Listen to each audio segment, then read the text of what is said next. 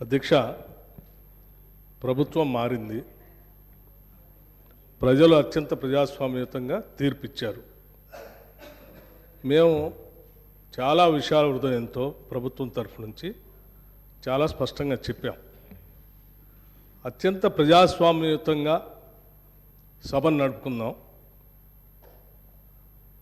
ఉన్నటువంటి విషయాలపైన లోతుగా చర్చిద్దాం, నిర్మాణాత్మకమైనటువంటి సూచనలు మీరు ఏమిచ్చినా మేము తీసుకోవడానికి సిద్ధంగా ఉన్నామని చెప్తా ఉన్నాం.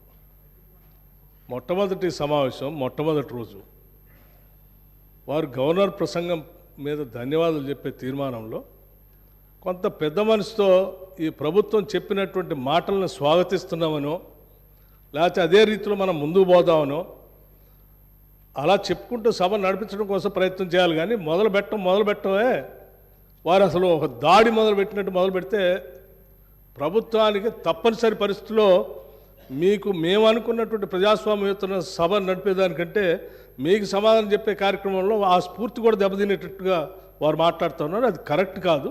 దయచేసి మీరు ఏం చేశారనుకుంటున్నారో చెప్పండి, మేము ఏం చేయాలనుకుంటున్నారో చెప్పండి. దాని ద్వారా రాష్ట్రానికి ఏమైనా చేద్దామనేటువంటి ఆలోచన ఉండాలి తప్ప మీరున్న టైంలో గంజి సెంటర్లు ఉన్నాయి, మీరున్న టైంలో అసలు నీళ్ళే లేవు. నీళ్ళు ఏడలేవండి. ఆర్డబ్ల్యూఎస్ పథకం ద్వారా మొత్తం రాష్ట్రంలో దాదాపు 70 నుంచి 80% నీళ్ళు ఇచ్చారు.